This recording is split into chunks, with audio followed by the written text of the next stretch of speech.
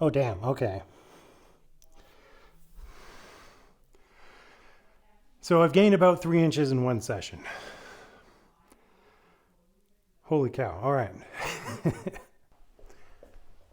Good morning. All right.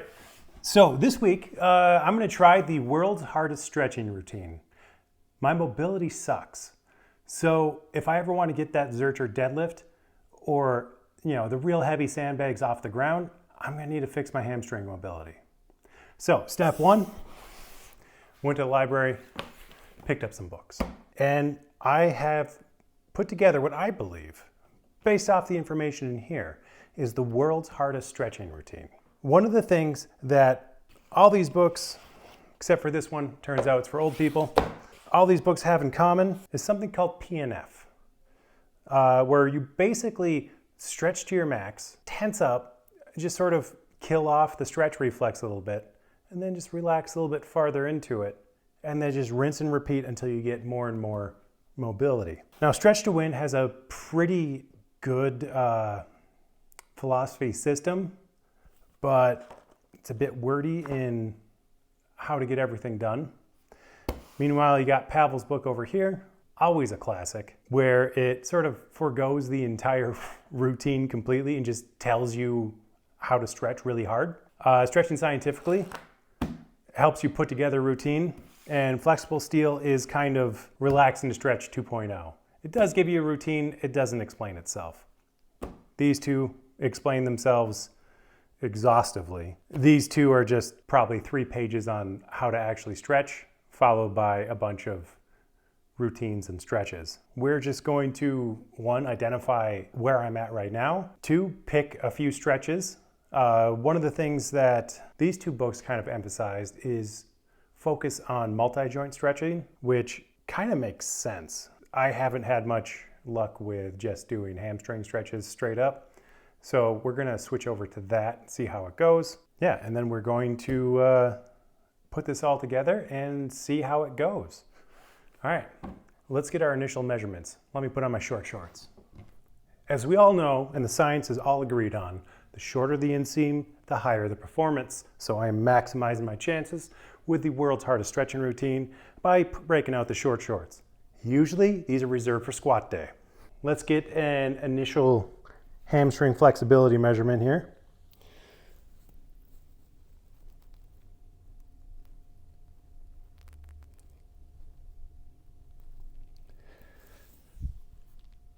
Just barely grazing the ground there. So the next thing we're going to do is we're going to figure out what exact stretches we want to do. Then we're going to put them together to a schedule, and then we're going to implement. And we're going to see how far I can get in as little as a week. Because the main goal that I want is to be able to get my elbows basically to the ground so I can pick up those heavy sandbags and rocks a little bit more effectively. So if I go down here,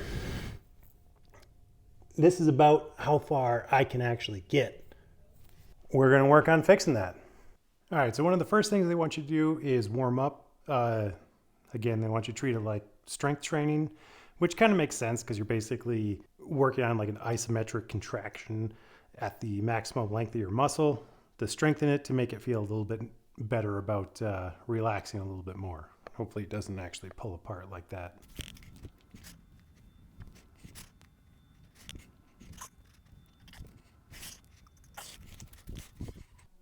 All right, so I think the 2 stretches I'm going to focus on because they showed up in like every single book is a lunging hip flexor stretch and then a good morning type stretch for the hamstrings. So we're just going to go front and back, loosen up the hips a little bit. I'm old. My knees need help. And the other thing that they brought up was using breathing to help enforce relaxation at the end of the stretch.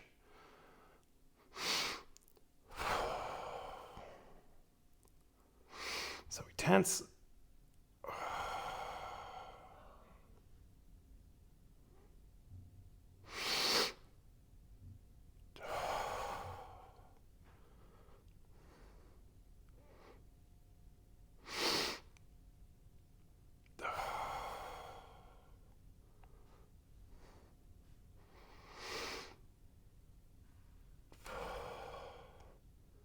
And then we want to hold the tension at the end to get the isometric work to reset that stretch reflex.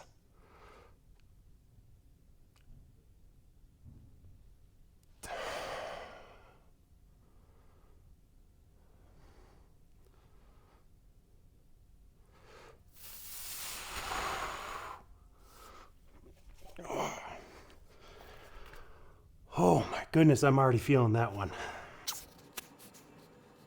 Oddly enough, I feel the stretch most in my ankle.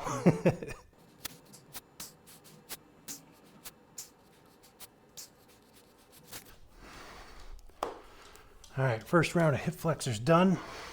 Let's start working on those hamstrings. Be right back. I went out and grabbed a kettlebell. I think the idea is you hold it up and it encourages your back to stay in proper alignment. So you're not stretching your vertebrae, you're stretching your hamstrings, something like that. You can probably tell I'm already a little bit out of breath from those stretches. It's kind of weird. So it's hard in a very, very unique way. All right, so let's try the hamstrings.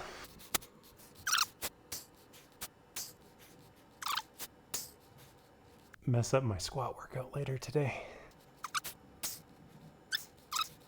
One round done. A couple more to go. The other reason I wanted to start working on this too was I had a spout of back pain a couple months back and it took forever to get rid of. And what it turned out being was just tight hip flexors. Basically, I have to use a sew right before every session just so I could, deadlift anything. So I'm hoping this will prevent that in the future by just giving me that extra mobility and, keep them from being tight.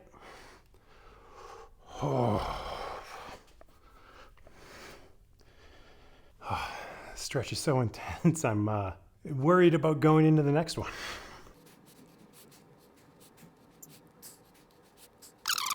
Let's go back to the hamstrings.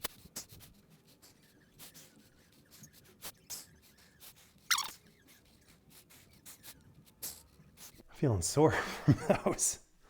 Dang, okay. All right, I think that's all I'm gonna do for this session. Let's do a quick check. See how it worked out.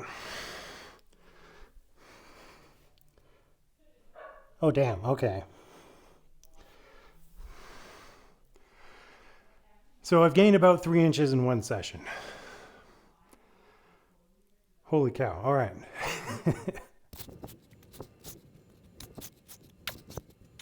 All right, today is the second session. We're gonna see how it goes. First, let's start with our first check. See how the hamstrings are feeling before we start the stretching session. Give us a nice baseline.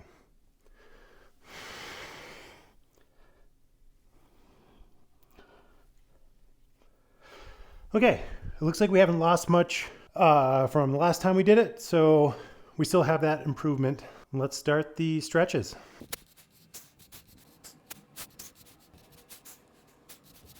All right, so day 2 is completed. I went 3 rounds on each one. I'm probably gonna work up to 5. A couple things that are probably important points to have. The first one is it doesn't look like you're doing much, but basically what you're doing is you're getting the full range of motion, and then you start doing that isometric contraction. And one of the things that I picked up in those books was you want to do that isometric contraction kind of slow. Like take 5-10 seconds to build up to max contraction before you release. The second thing, I don't know if this actually helps, but it feels pretty good. In between your stretches, just like shake everything out and just go frickin' noodle, So those are 2 things that came up in this session. Now let's quick do the test and see what we've gained out of this session, because we added a set and it definitely felt harder. So let's do the toe touch test and find out where we are.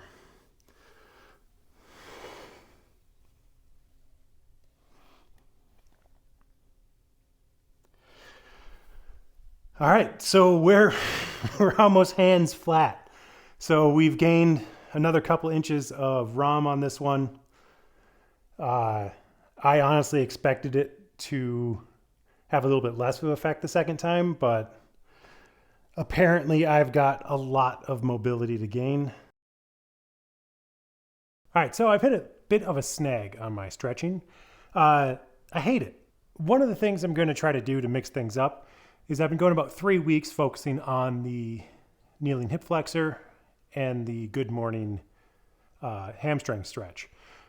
I'm going to switch over to trying to do a progressive front split and hopefully hit both of those muscle groups in one stretch, which I think satisfies the requirement to spread the load, as the good books said. So let's start trying, and I'll get it set up and we'll see where we are.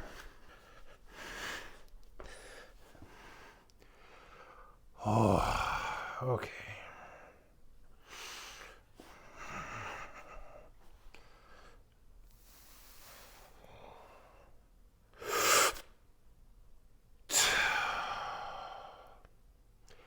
All right, so I have not been stretching the appropriate muscles for this, I can already tell. This is mostly all through the groin and hamstrings. I feel like my hip flexor just doesn't care about this.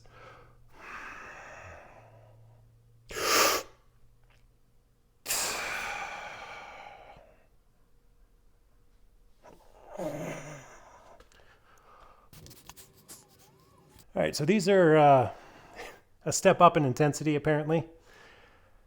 I should have thought of that before I decided to do it, but oh well. Oh, all right.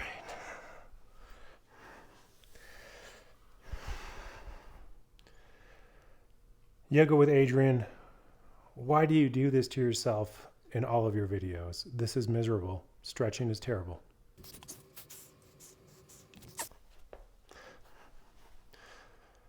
All right, one thing that actually is working really well for this, I got my back foot on the wood floor with a sock on, so there's no grip.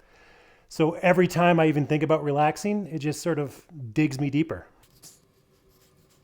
Big differences between this stretch and the hamstring and hip flexors I was doing before. I can feel the hamstring stretch start at the back of my knee and go all the way up around my glute. Definitely checks the box for a compound stretch. And oh my goodness, it is rather intense. What have I taken away from the world's hardest stretching routine? It's hard. It's absolutely miserable. You get results extremely quick, but every session you dread going into it. If you like really hard, intense things, but also like to relax under pressure, this is perfect for you. I think you're going to see some really good results. I went digging around to sort of see other people's results with this sort of stretching, and I found something kind of interesting. One guy spent his time, he started out doing the PNF stretching, but then he realized he was more likely to do it if he didn't hate himself. So he just did sort of the traditional relax into the stretch instead of the isometric tensing. He said he did that for about 6 months and went from not being able to tie his shoes to basically being able to do the splits. So I would probably recommend doing that as your primary stretch, something that you don't hate, so you'll do it more often, and save the PNF stretching for if you have a specific goal that you want to get to as quickly as possible. Because like I said, this is one of the most miserable ways to stretch that I've ever experienced. This has been the world's hardest stretching routine. This has been my thoughts on it. If you want more information, you can check out Relaxing to Stretch, Stretching Scientifically, Stretching for Sport. Flexible Steel is pretty good too, but it's kind of the same thing as Relaxing to Stretch. It does lay out the principles a little bit better, so heck, pick that one too. The one thing that I found was kind of interesting is I didn't really get much out of Supple Leopard or Born to Move. I don't know. I just don't vibe with Kelly's stuff. It's got a lot of that guru stuff where it's like, oh, these are the secrets. And if you do these big complicated things, you'll get results. I know Pavel's a bit of a guru himself, but most of his stuff is basically like, hey, if you lift heavy, you're going to get stronger. So it's a lot simple, direct things. If you want to get some more flexibility really quick, and you hate yourself just the right amount, not too much, but just enough, try it out. It's called PNF stretching. It's a lot of fun. Thanks for watching this video, guys. I will see you in the next one. If you enjoyed this one, you might like the shenanigans I get up into this next one here on the screen. I don't know where I'm going to put it yet. I'm not even sure how I'm framing the shot. This is some crazy stuff, right? I don't know. Click the link. I'll see you in the next one. Thank you so much.